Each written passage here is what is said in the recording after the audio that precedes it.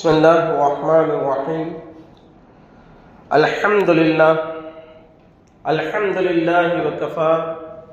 الصلاة والسلام على عباده الذين اصطفى، خصوصا على سيدنا محمد المصطفى وعلى آله وأصحابه أهل الصدق والوفاء. أما بعد، فقد قال تعالى في القرآن العظيم والفرقان المجيد: أعوذ بالله من الشيطان الرجيم، بفضل بسم الله الرحمن الرحيم. قالوا سبحانك لا علم لنا إلا ما علمتنا إنك أنت العليم الحكيم.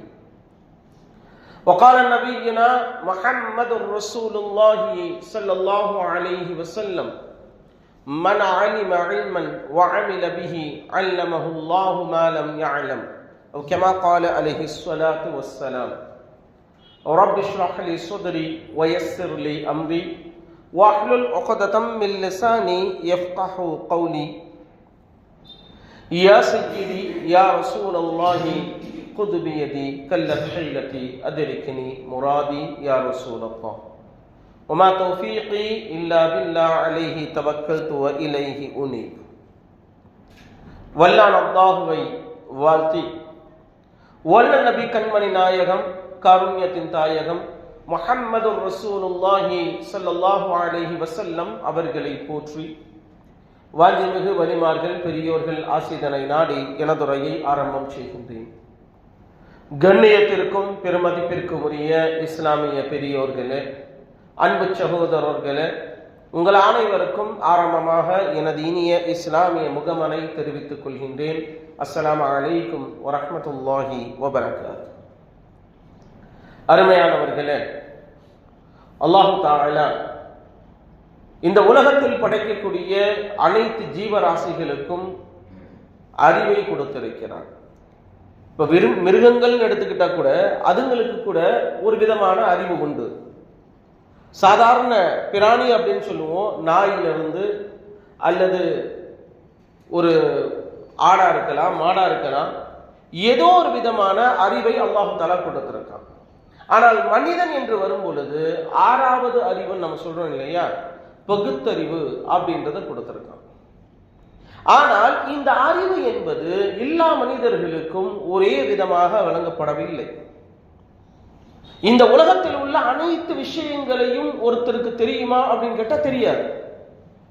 இந்த உலகத்தில் உள்ள அனைத்து விஷயங்களை பற்றியும் எனக்கு தெரியும், எனக்கு தெரியாத விஷயமே இல்லைன்னு யாராவது சொல்றாங்கன்னா மிகப்பெரிய பொய்யர் அவர் அப்படின்றதுதான் நிதர்சனமான உண்மை. இந்த உலகத்துல எல்லாவற்றையும் எல்லாருக்கும் தெரியவே தெரியாது. ஒரு டாக்டருக்கு ஒரு இன்ஜினியர் செய்யக்கூடிய வேலைகள்லாம் தெரியுமான்னா தெரியாது.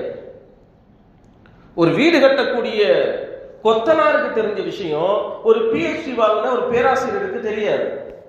ஏனென்று சொன்னால் அல்லாஹு தஆலா ஒவ்வொருவருக்கும் துறை சார்ந்து அவர் என்ன வேலை செய்கிறாரோ அதுக்கேற்ற மாதிரி அல்லாஹு தஆலா அறிவை கொடுத்திருக்கான். ஒரே துறையில இருக்கிறவங்க கூட, உதாரணமா ஒரு டாக்டர் அப்படின்னு சொன்னா இன்னொரு டாக்டரை விட சிறந்தவராக இருப்பாரு. அவருக்கு தெரியாத விஷயம் இந்த டாக்டருக்கு தெரியும். அதனாலதான் நீங்க வேற ஒரு கன்சல்டேஷன் பண்ணுங்களேன் அப்படின்னு சில டாக்டர் சொல்லுவாங்க. நம்ம பார்த்திருக்கோம் அதெல்லாம். இப்ப இது அனைத்திற்குமே காரணம் என்ன அப்படின்னா, அல்லாஹ் கொடுத்த அறிவு என்பது மனிதருக்கு மனிதர் மாறுபடும். அல்லாஹ் சொல்றான், ஒவ்வொருவரை காட்டிலும் அல்லாஹு தஆலா ஒரு மனுஷனை மேம்படுத்தி வச்சிருக்கான். அந்த அறிவு என்பது மாறுபடும். இப்ப ஒரு விஷயத்தை யாராவது நம்ம கிட்ட கேட்டாங்க அப்படின்னு சொன்னா தனக்கு தெரியும் அப்படின்னு சொல்லக்கூடிய ஒரு நிலை இருக்கவே கூடாது. தெரிஞ்சா சொல்லணும், தெரியலையா அதை தெரியலன்னு சொல்ல பழகணும். எனக்கு தெரியாதுன்ற வார்த்தை இருக்கு இல்லையா, கவுலு லா இல்ம், எனக்கு தெரியாது என்ற வார்த்தையில் தான் கல்வி என்பது தொடங்குகிறது. ஒரு அறிஞர் சொல்கிறார், நிஸ்புல் இல்ம் என்று சொல்கிறார்.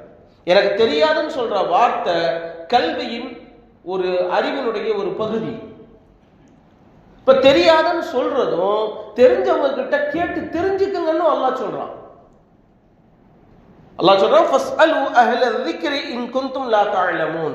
உங்களுக்கு தெரியலனா தெரிந்தவரிடம் கேட்டு கற்றுக்கொள்ளுங்கள். எனக்கு தெரியும் அப்படின்றத எப்பவுமே நீங்க சொல்ல வேணாம். எல்லாமே தெரியும், எனக்கு நீங்க சொல்லித்தர வேண்டிய அவசியம் இல்லை அப்படின்னு சொல்றான் அப்படின்னா அது ஷைத்தானுடைய குணம். நீங்கள் தேடி கற்றுக்கொள்ள வேண்டும். குறைந்தபட்சம் தெரியாத விஷயத்தை தெரியாது என்று சொல்ல வேண்டும். இது பெருமானார் ஸல்லல்லாஹு அலைஹி வஸல்லம் சொல்லிக் கொடுத்த வழிமுறை. ஒரு முறை சஹாபாக்கள் வந்து கேட்கிறாங்க, யா ரசூலல்லாஹ், அஸ்ஹாபுல் கஹஃப், குகைவாசிகள், இவர்களை பற்றி எங்களுக்கு சொல்லுங்கள் அப்படின்னு கேட்கிறாங்க. ஸல்லல்லாஹு அலைஹி வஸல்லம் சொன்னாங்க, கதன் உஜீபுக்கும், நாளை உங்களுக்கு பதில் சொல்கிறேன். எப்படி? நாளைக்கு சொல்றேன்றாங்க. ஏன்? அல்லாஹ்விடத்திலிருந்து வஹி வந்த பின்னால் சொல்கிறேன் என்று சொல்கிறார்கள். கஹ்வாசிகளை பத்தி ஏதோ கொஞ்சம் தெரிஞ்சிருந்தாலும் அல்லாஹ் தஆலா தெளிவான முறையில சூரத்துல் கஹ்ஃபுடைய வசனங்களை இறக்கி வைத்த பின்னால் அதன் மூலமாக பெருமானார் ஸல்லல்லாஹு அலைஹி வஸல்லம் சொல்லி கொடுத்தாங்க. சில சஹாபாக்கள் வந்து கேட்கிறாங்க, மறுமை நாள் எப்போது வரும்? யஸ்அலூனக அனிஸ் ஸாஅ, மறுமை நாள் எப்பொழுது வரும், எந்த நேரம் வரும் கேட்கிறாங்க.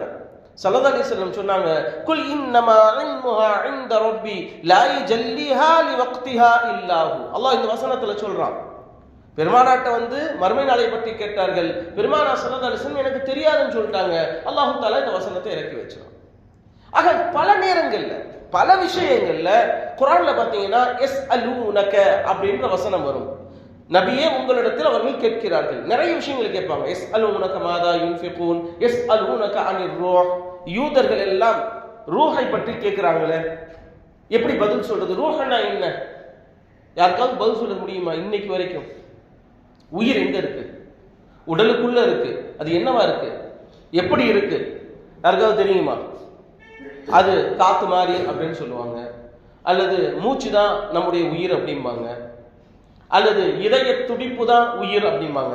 இப்படி பலவிதமான டெஃபினேஷன் சொல்லிக்கிட்டே இருப்பாங்களே தவிர உயிர் இதுதான் அப்படின்னு யாரும் சொல்ல முடியாது. இப்ப அந்த காலத்திலேயே அது போல உயிரை பற்றி சில கருத்து வேறுபாடுகள், ஒரு வாத பிரதிவாதங்கள்லாம் வருது. எல்லாம் டிஸ்கஷன் பண்ணிக்கிட்டு இருக்காங்க. ஸல்லல்லாஹு அலைஹி வஸல்லம் வந்து கேட்கிறாங்க, ரூஹ்னா என்னன்னு. அல்லாஹ் சொல்றான், வயஸ்அலூனக அனிர் ரூஹ் குல் ரூஹ் மின் இன்தி ரப்பி மின் இல்மி ரப்பி.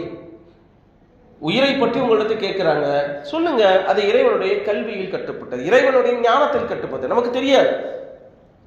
சொல்லுவோம், நேற்று வரைக்கும் நல்ல உயிரோடு இருந்தாருங்க, ராஹத்தா இருந்தாரு, ஆஃபியத்தா இருந்தாரு, கடைசியில் பார்த்தா காலையில மௌத்தா ஆயிட்டாரு. அவருக்கு ரூஹ் எங்க போச்சு? ரூஹ் எங்க இருந்து வந்துச்சு, எங்க போச்சு தெரியாது. ஆக தெரியாத விஷயங்கள் நமக்கு நிறைய இருக்கு. அப்ப தெரியாத விஷயத்தை பற்றி கேட்கும் போது தெரியும்னு சொல்லி நீங்கள் மக்களுக்கு மத்தியில் உங்களை தம்பட்டம் அடிக்க கூடாது. பெருமானார் ஸல்லல்லாஹு அலைஹி வஸல்லம் பத்தி சொல்லுவோமே, அதை பத்தி நிறைய ஹதீஸ் இருக்கு. அதாவது பெருமானார் ஸல்லல்லாஹு அலைஹி வஸல்லம் பல நேரங்கள்ல அல்லாஹு தஆலா அவர்களுக்கு பல விஷயங்களை கற்றுக் கொடுத்தான். அல்லாஹு தஆலா அவங்களுக்கு நிறைய ஞானங்களை கொடுத்தான். இருந்த போதும் சில விஷயங்களை பற்றி கேட்கும் போது என்ன சொன்னாங்க அப்படின்னா, எனக்கு தெரியாதுங்கிறாங்க. பெருமானாட்ட ஒரு சில சஹாபாக்கள் வந்து கேட்கிறாங்க, ஐயுல் பிலாதி ஷர்ரு, எது ஊரில் மிக மோசமான ஒரு இடம் எது அப்படின்னு கேட்கும்போது லா அதிரி, அவர்கள் சொன்னார்கள் எனக்கு தெரியாது. தெரியாததுனால ஜிப்ரைல் அலைஹிஸ்ஸலாம் கேட்கிறாங்க. ஜிப்ரைல் அலைஹிஸ்ஸலாம் அல்லாஹ்விடத்தில் கேட்கிறார்கள். அல்லாஹ் அதன் பின்னால் சொல்லி கொடுத்தானாம், அஸ்வாக்குஹா, ஒரு ஊரில் மிக மோசமான ஒரு ஸ்தலம் இடம் என்று சொன்னால் அதனுடைய கடைத்தெருக்கள். ஏன்னா கடைத்தெருக்கள்ல தான் எல்லா விதமான பலாய் முசீபத்து இருக்கும். பார்க்கிறோமா இல்லையா? கடையில அல்லது கடை தெருக்கள், சந்தைகள்ல என்ன மோசமான நிலைமைகள்ல இருக்கு அப்படின்னு. நாம் விரும்பத்தகாத, நமக்கு பிடிக்காத பல காரியங்கள் என்ன செய்யும், கடை தெருக்கள்ல நடைபெறத பார்க்கிறோம். அல்லாஹ் பாதுகாக்கணும். அப்ப இது மாதிரி தெரியாத விஷயத்தை தெரிந்து கொள்வதற்காக வேண்டி இறைவனிடத்தில் கேட்பது, தெரிந்தவரிடத்தில் கேட்பது என்பது நபி ஸல்லல்லாஹு அலைஹி வஸல்லம் காட்டிய வழிமுறை. ஷுரைஹ் இப்னு ஹானி அவர்கள் ஆயிஷா ரலியல்லாஹு தஆலா அன்ஹா அவங்க கிட்ட வந்து கேட்கிறாங்க, காலில் மஸ்ஹ செய்வதனுடைய சட்டம். அதாவது காலில் இந்த சாக்ஸ் இருக்குல்ல, இன்னைக்கு நம்ம போடுற துணி சாக்ஸ் அல்ல, மோசான்னு சொல்லுவாங்க. அந்த காலத்துல அதாவது அரபு நாடுகளில் கடுமையான குளிர் இருக்கும். அப்ப என்ன செய்வாங்கன்னா மோசா போட்டுக்குவாங்க. மோசா போட்டுட்டா காலை கழுக தேவையில்லை, அதற்கு மேல் மஸ்ஹ் செஞ்சா போதும். இது ஒரு சட்டம். இது சம்பந்தமான சட்டத்தை ஆயிஷா ரலியல்லாஹு தஆலா அன்ஹா அவங்க கிட்ட வந்து கேட்கிறாங்க, எத்தனை நாட்கள் மஸ்ஹ் செய்யலாம் அந்த சாக்ஸ் மேல? சாக்ஸ்னா உங்களுக்கு புரியறதுக்காக சொல்றேன். அந்த லெதர் சாக்ஸ் மேல எத்தனை நாட்கள் மஸ்ஹ் செய்யலாம் கேட்கிறாங்க. ஆயிஷா ரலியல்லாஹு தஆலா அன்ஹா பெருமானார் ஸல்லல்லாஹு அலைஹி வஸல்லம் மனைவி, அவரிடத்தில் நிறைய ஹதீஸுகளை கற்றவர்கள், அறிவித்தவர்கள், அதிகமாக ஹதீஸுகளை அறிவித்த பெண்மணி ஆயிஷா ரலியல்லாஹு தஆலா அன்ஹா. அவங்க சொல்றாங்க, நீங்கள் எதற்கும் அலி இப்னு அபி தாலிப் ரலியல்லாஹு தஆலா அன்ஹு அவங்ககிட்ட போய் கேளுங்க. ஏன்னா ஃபைன்னஹு கான யுஸாஃபிரு மஅ ரசூலில்லாஹி ஸல்லல்லாஹு அலைஹி வஸல்லம், பெருமானாரோடு நிறைய பயணங்கள் போனவங்க அவங்க தான், அவங்களுக்கு தெரியும், அவங்க கிட்ட போய் கேளுங்கங்கறாங்க. ஷுரை நேரா அலி ரலியல்லாஹு தஆலா அன்ஹு அவட்ட வந்து கேக்குறாங்க. அலி ரலியல்லாஹு தஆலா அன்ஹு சட்டத்தை சொல்றாங்க. ஸல்லல்லாஹு அலைஹி வஸல்லம் மோசாவின் மீது, அதாவது அந்த லெதர் சாக்ஸின் மீது மஸ்ஹ் செய்வதாக இருந்தால் ஊரில் தங்கி இருப்பவருக்கு ஒரு நாளும், முசாஃபிராக இருந்தால் 3 நாட்களும் மஸ்ஹ் செஞ்சுக்கலாம் அப்படின்னு அனுமதி கொடுத்தாங்க அப்படின்ற விஷயத்தை பதிவு செய்யறாங்க. அப்ப இந்த விஷயத்தை தெரியும்னு சொல்லல, ஃபத்வா கொடுக்கல, இன்னொரு தெரிந்த ஆளிடத்தில் கேட்டு தெரிந்து கொள்ளுங்கள் என்று சொன்னார்கள் ஆயிஷா ரலியல்லாஹு தஆலா அன்ஹா. இன்னைக்கு நிறைய பிரச்சனைகள் வர்றதுக்கு காரணமே பார்த்தீங்க அப்படின்னா, நம்ம இருக்கக்கூடிய பல சகோதரர்கள் எதுக்கெடுத்தாலும் எனக்கு தெரியும்னு சொல்றதுதான். தெரியாத விஷயத்தை தெரியாதுன்னு சொன்னா பிரச்சனையே இல்லை. ஆனால் தெரியாத விஷயத்தை கூட தெரியும்னு சொல்றது, அதிலும் ஒரு தீர்ப்பு வழங்குவது, அதிலும் ஒரு ஃபத்வா கொடுக்கறதெல்லாம் நம்ம ஆட்கள் நிறைய பேர் இருக்காங்க. ஸல்லல்லாஹு அலைஹி வஸல்லம் கடுமையான முறையில் அதை தடுத்துள்ளார்கள். அபூதர் ரலியல்லாஹு தஆலா அன்ஹு அவங்களை பார்த்து சொன்னாங்க, இதா சுஇல்த அன் இல்மின், உங்கள்கிட்ட ஏதாவது பற்றி கேட்கப்பட்டால், லா தஅலமுஹு, உங்களுக்கு தெரியாது, என்ன விஷயம்னு தெரியாது, அதை பற்றி உங்கள்கிட்ட கேட்கிறாங்க, இப்ப நீங்க எப்படி பதில் சொல்லணும்? லா அஅலமுஹு, எனக்கு தெரியாது அப்படின்னு சொன்னா தஞ்சு மின் தபிஅத்திஹி, அதனுடைய விளைவுகளை விட்டு நீங்கள் காப்பாற்றப்படுவீர்கள், தேவையில்லாத பிரச்சனை வராது. ஆனால் தெரியாத விஷயத்தை பற்றி கேட்கும் போது அதுக்கு தெரியும்னு நீங்க ஒருபோதும் ஃபத்வா கொடுத்துறாதீங்க.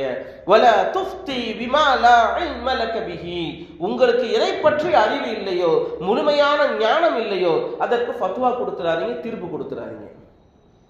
கொடுத்துட்டா என்ன ஆகும்? அல்லாஹ்வுடைய அதாபை நீங்கள் எதிர்கொள்ள வேண்டியிருக்கும். அல்லாஹ் பாதுகாக்கணும். ஒரு சஹாபியிடமே பெருமானார் ஸல்லல்லாஹு அலைஹி வஸல்லம் விளக்கம் சொல்றாங்க, வலா துஃப்தி பிமா லா இல்ம லக பிஹி, உங்களுக்கு எதை பற்றி கல்வி ஞானம் முழுமையாக இல்லையோ அதை ஃபத்வா கொடுக்காதீர்கள், தீர்ப்பு வழங்காதீர்கள், மக்களுக்கு மத்தியில தீர்ப்பு சொல்லி பிரச்சனை உண்டாக்கிறாதீங்க. இன்னைக்கு மார்க்க ரீதியா இது போன்ற ஃபத்வாக்கள் நிறைய வழங்கப்படுறத பார்க்கணும். தடி எடுத்தவெல்லாம் தண்டல்காரன் அப்படின்னு சில சகோதரர்கள் என்ன நினைக்கிறாங்க, தமிழ்ல குரானை படிச்சுட்டு இந்த வசனத்துக்கு இதுதான் அர்த்தம்னு சொல்றாங்க, ஹதீஸுகளை படிச்சுட்டு இந்த ஹதீஸ்க்கு இப்படித்தான் அர்த்தம் அப்படிங்கிறாங்க. ஹதீஸ் அப்படின்னா அதற்கு நிறைய விளக்கங்கள் இருக்கும், எந்த சந்தர்ப்பத்துல ஸல்லல்லாஹு அலைஹி வஸல்லம் சொல்லியிருக்காங்க, எந்த சூழ்நிலையில சொல்லியிருக்காங்க, இதையெல்லாம் தெரிஞ்சுதானே ஃபத்வா கொடுக்கணும். இப்படி ஃபத்வா கொடுக்காததின் காரணமாக நிறைய கருத்து வேறுபாடுகளும் பிரச்சனைகளும் இன்னைக்கு சமுதாயத்துல இருக்கு. இது இன்னைக்குதான் இருக்கா அப்படின்னா இதுக்கு முன்னாடியும் நடந்திருக்கு. பெருமானார் ஸல்லல்லாஹு அலைஹி வஸல்லம் அவர்களுடைய காலத்திலேயே இது போன்ற ஒரு சம்பவம் நடக்குது. ஜாபிர் ரலியல்லாஹு தஆலா அன்ஹு அறிவிக்கிறாங்க, நாங்க ஒரு பயணத்துல போனோம். போகும்போது எங்களுடைய சகோதரர் ஒருவர், அவருக்கு தலையில அடிபட்டு மண்டை உடைஞ்சு பெரிய காயம், கடுமையான காயம், ரத்த காயம். இப்ப அந்த ரத்த காயத்துக்கு மேலேயே கட்டு போட்டுட்டு அவர் இருக்காரு. இருக்கக்கூடிய சூழ்நிலையில அவர் உறங்கும் போது அவருக்கு பெருந்தொடக்கு ஏற்பட்டு விட்டது. இப்ப பெருந்தொடக்கு ஏற்பட்டா கண்டிப்பா குளிச்சாகணும் இல்லையா? அதான சட்டம். சட்டம்னா தெரியும் உங்களுக்கு. பெருந்தொடக்கு ஏற்பட்டால் சிறு தொடக்கு என்பது ஒது செஞ்சா போதும், பெருந்தொடக்கு என்பது கண்டிப்பாக குளித்தாக வேண்டும். அப்ப என்ன செய்யறதுன்னு தெரியல இவருக்கு. குளிச்சா பிரச்சனை, மண்டையில பெரிய கட்டு போட்டிருக்கு, தண்ணீர் உள்ள போகக்கூடாது. குளிக்கும் போது தண்ணி என்ன செய்யும், தலைக்குள்ள போகும், காயத்துக்குள்ள போகும்போது நிறைய எதிர் விளைவுகள் வரும். உடனே அவங்க என்ன செய்யறாங்கன்னா அங்க இருக்கக்கூடிய சஹாபாக்கள்கிட்ட கேட்கிறாங்க. சில பேர் சொல்றாங்க கூடாது, தண்ணீர் கிடைக்கக்கூடிய பட்சத்தில் நீங்கள் தண்ணீரைத்தான் பயன்படுத்தி ஆகணும். அவர் தயமம் செய்வதற்கு அனுமதி இருக்கான்னு கேட்கிறாரு. ஆனால் அந்த கூட இருந்த சகோதரர்கள் என்ன சொல்றாங்க, இல்ல இல்ல ரசூல்லா தண்ணி இல்லாம சமயத்துலதான் தயமம் செய்ய சொல்லியிருக்காங்க, இப்ப தண்ணி இருக்கு, நீங்க தயமம் செய்வதற்கு அனுமதி இல்லைன்னு சொல்லிடுறாங்க. அந்த மனிதர் வேறு வழி இல்லாமல், எந்த அளவுக்கு இறை அச்சம் இருக்கு பாருங்க, நம்ம தொடக்கூடிய நிலையில் இருக்கக்கூடாது என்பதற்காக வேண்டி குளித்து விடுகிறார். அதன் காரணமாக அவர் என்ன செய்யறாரு அப்படின்னா இறந்தும் போகிறார். அந்த மனிதர், அந்த சஹாபி இறந்து போறாங்க. ஸல்லல்லாஹு அலைஹி வஸல்லம் வந்து சொல்லப்பட்டது செய்தி. ஊருக்கு வந்த பின்னாடி சொல்றாங்க, இது போன்ற ஒரு மனிதர், அவருக்கு இன்னாருக்கு இப்படி ஆகி போச்சு, நாங்க வந்து குளிக்கணும்னு சொல்லிட்டோம், அவர் குளிச்சாரு, இறந்து போயிட்டாரு. பெருமானார் ஸல்லல்லாஹு அலைஹி வஸல்லம் கடுமையா கோவப்பட்டாங்க. கோவப்பட்டு சொன்னாங்க, கத்தலூஹு கத்தலஹுமுல்லாஹ், அந்த மனிதரை அவர்கள் கொன்று விட்டார்கள், அல்லாஹ் அவர்களை கொல்லட்டும். எவ்வளவு மோசமான வார்த்தை பாருங்க. ஸல்லல்லாஹு அலைஹி வஸல்லம் கோவப்பட்டு சொல்றாங்க, தீர்ப்பு ஏன் கொடுக்குறீங்க?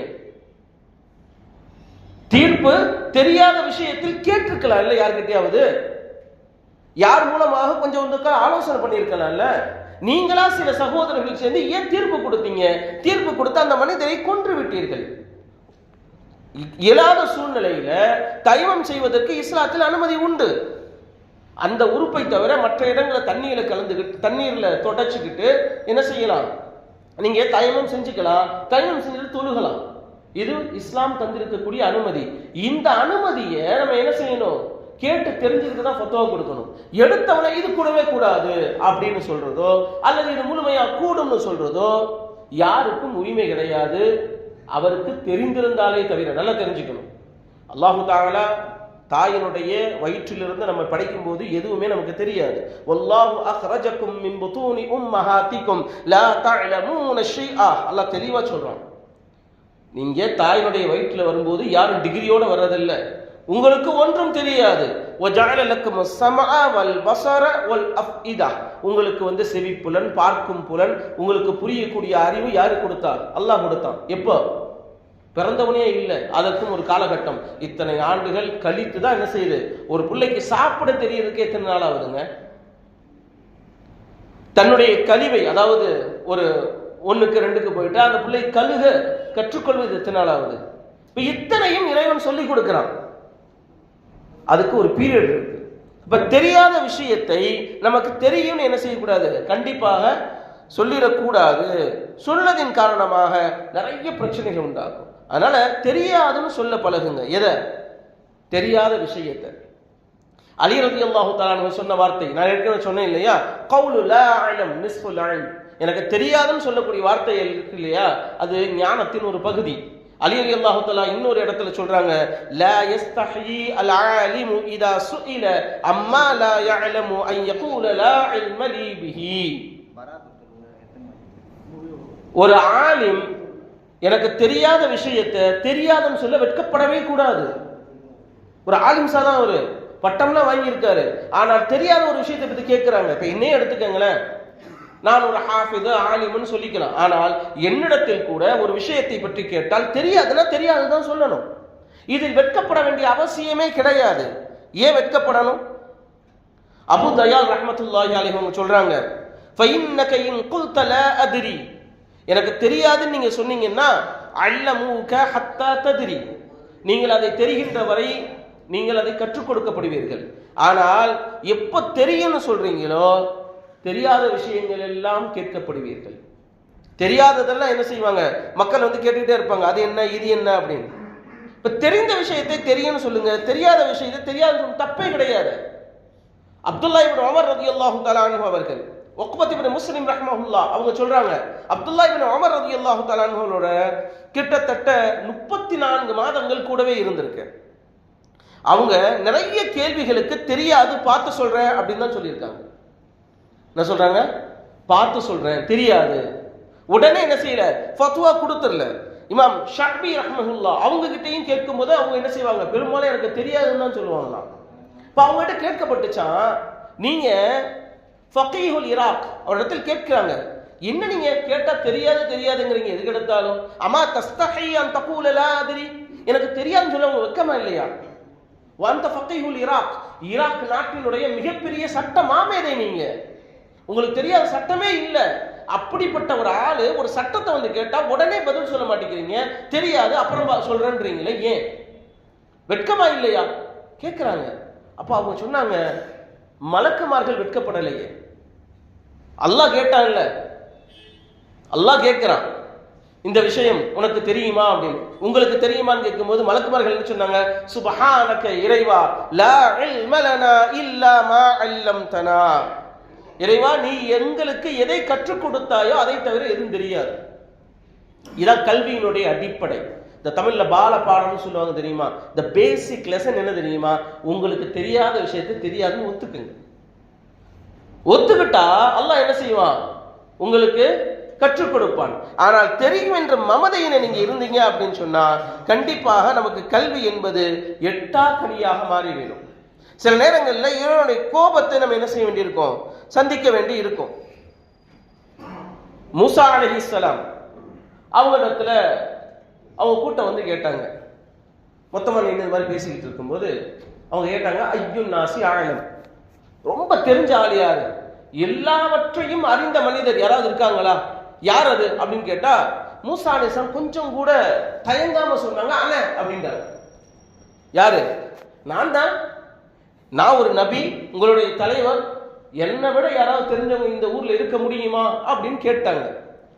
இந்த அனன்ற வார்த்தை அல்லாஹ்வுக்கு பிடிக்காத வார்த்தை. நான் தான், எனக்கு தான். நிறைய பேர் அப்படித்தான் இருக்கணுமோ? நான் தான் பெரிய ஆளு, எனக்கு தான் எல்லாம் தெரியும், என்கிட்ட தான் எல்லாம் அடிபணிஞ்சு போகணும், என்ன மீறி யாரும் எதுவும் செய்யக்கூடாது, இப்படிலாம் சொல்றோம்ல. இந்த நான் என்ற வார்த்தை அனானியத் என்று அரபியில் சொல்லுவார்கள். நான் என்ற அகம்பாவம் இறைவனுக்கு பிடிக்காத வார்த்தை.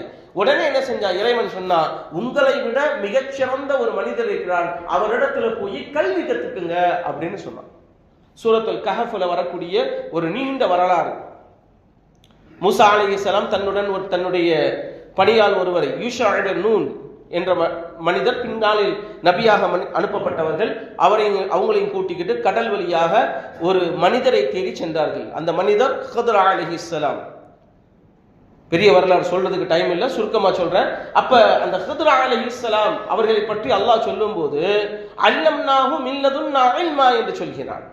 நாங்கள் கல்வி போதித்த கற்றுக் கொடுத்த அந்த மனிதரிடத்தில் போய் கல்வியை கற்றுக்கங்க அப்படின்னு என்ன செஞ்சாங்க? மூசா அலைஹிஸ்ஸலாம் வந்தாங்க. இறைவன் சொன்னான், மூசா அலைஹிஸ்ஸலாம் வருகிறார்கள். அப்போது 3 சம்பவங்கள் நடந்தது.